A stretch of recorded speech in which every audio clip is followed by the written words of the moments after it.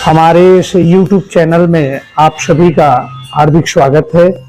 और आज पुनः श्री हरि की बड़ी उत्तम कथा लेकर हम पंडित आशुतोष दुबे आपके सम्मुख आए हुए हैं। और श्रावण मास की शुक्ल पक्ष की जो एकादशी है, पुत्रदा एकादशी, उसी की व्रत कथा हम आपसे कहने जा रहे हैं। इसे आप ध्यानपूर्वक श्रवण करें। बड़े मन भाव से कान्हा जी का, लड्डू गोपाल जी का आप अभिषेक पूजन अर्चन करें, प्रसाद भोग लगाएं, तुलसी मंजरी तुलसी पत्र से उनका पूजन अर्चन कर प्रभु की आरती करें और कथा श्रवण करें। एकादशी व्रत की जो कथा है वह इस प्रकार है।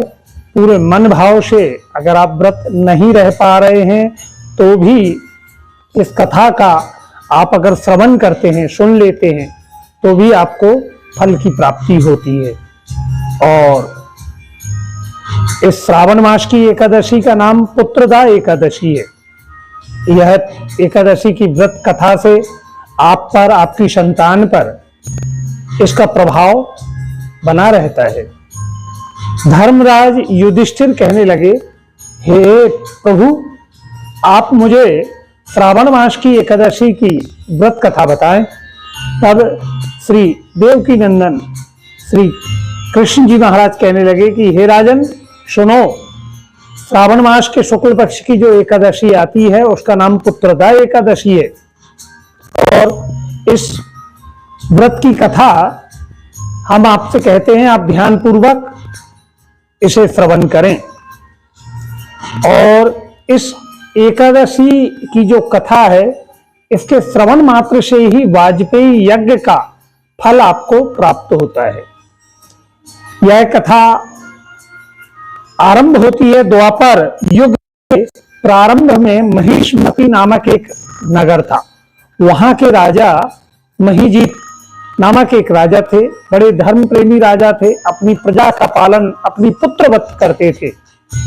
न्याय और धर्म कर्म से वह अपनी प्रजा का ही हित चाहते थे। लेकिन फिर भी उन राजा के जीवन में एक दुख था। उनके यहाँ कोई संतान नहीं थी। वह संतान के दुख से बड़े दुखी थे। और जब वह वयोवृद्ध होने लगे तब उन्हें बड़ी चिंता सताने लगी कि मैंने आज तक मेरे द्वारा कभी अन्याय नहीं हुआ। सदैव मैं धर्म से, कर्म से, सदैव लोगों की सेवा में ही मैं लगा हूं। लेकिन फिर भी मुझे ऐसा, मेरे जीवन में ऐसा क्या मैंने पूर्व जन्मों में पाप किया जिसके कारण मेरे घर कोई संतान नहीं है। संतान के सुख से मैं दुखी हूं, मैं निर्वंशी हूं, मेरा वंश कैसे आगे बढ़ेगा।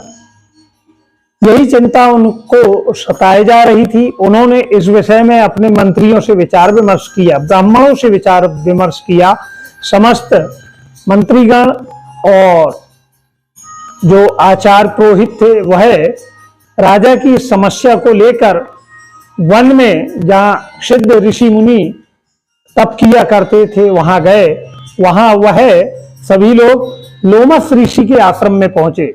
ऋषिवर को सादर प्रणाम कर, बड़े मन भाव से प्रणाम कर सभी लोग बैठ गए। लोमस ऋषि कहने लगे कि हे मंत्रीगणों, हे विप्रजनों, आप यहाँ वन में हमारे आश्रम किस कारणवश आए हैं। तब सभी जो विप्रगण थे, मंत्रीगण थे, वह कहने लगे कि हे ऋषिवर, आप तो त्रिकालदर्शी हैं, ब्रह्म के समतुल्य हैं। और हमारे जो राजा हैं, महिष्मति के राजा महिजीत, उनके दुख से हम भी दुखी हैं। क्योंकि प्रजा का धर्म होता है, अगर राजा दुखी है तो प्रजा के मन में भी वह दुख के भाव बन जाते हैं। हमारे राजा के यहाँ कोई संतान नहीं है और वह बड़े धर्मात्मा राजा हैं, बड़े न्यायप्रिय राजा हैं। फिर भी उनके जीवन में है दुख क्यों है। इसी दुख के निदान हेतु आज हम आपके आश्रम में आए हैं। हे ऋषिवर, आप कृपा करें कि किस कारणवश हमारे राजा के यहाँ कोई संतान नहीं है जिसके कारण वह इतने दुखी हैं। उन सभी की बातों को सुनकर राजा महिजीत के दुखों को जानने के लिए लोमस ऋषि ने अपने नेत्रों को बंद किया और नेत्रों को बंद करने के बाद थोड़े समय बाद ऋषि ने नेत्रों को खोला और सभी मंत्रियों को, पुरोहितों को कहते हैं कि सुनो, आपका जो यह जो राजा है ना, पूर्व जन्मों में इसने जो कुकर्म किए, निर्लज्ज कर्म किए, उसी का फल यह भोग रहा है। एक बार ज्येष्ठ मास में, यह ज्येष्ठ मास की शुक्ल पक्ष की एकादशी पर 2 दिनों से भूखा प्यासा ये एक नगर से दूसरे नगर की ओर चला जा रहा था। उस दिन एकादशी की तिथि भी थी।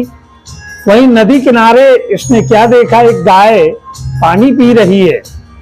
उसने थोड़े समय पहले ही एक छोटे बछड़े को जन्म दिया था। यह गया, इसने उस गाय को वहां से भगा दिया और स्वयं पानी पीने लगा। तत्पश्चात उस प्यासी गाय को पानी पीने से हटाने के कारण आज इसके यहाँ संतान नहीं हो रही है और यह 2 दिनों से जो भूखा था, इसके कारण एकादशी व्रत भी इसके द्वारा हो गया, भले ही अनजाने में हो गया। उसी के प्रतिफल यह राजा बना। अगर इसके दुखों का आप सभी, इसके पूर्व जन्मों के पाप को जो यह भी भोग रहा है, इसे अगर आप नष्ट करना चाहते हो तो हे मंत्रीगणों, आप सभी मन भाव से श्रावण मास की जो पुत्रदा एकादशी शुक्ल पक्ष की है, उसके व्रत को धारण करके उसके पुण्य को आपको राजा को दान करना होगा और इसी के प्रभाव से उसे संतान का सुख प्राप्त हो सकता है। बड़े भक्ति भाव से सभी मंत्रीगण, मित्रगण लोमस ऋषि से कहने लगे कि हे ऋषिवर, हमें इस एकादशी व्रत का सारा विधान बतलाएं।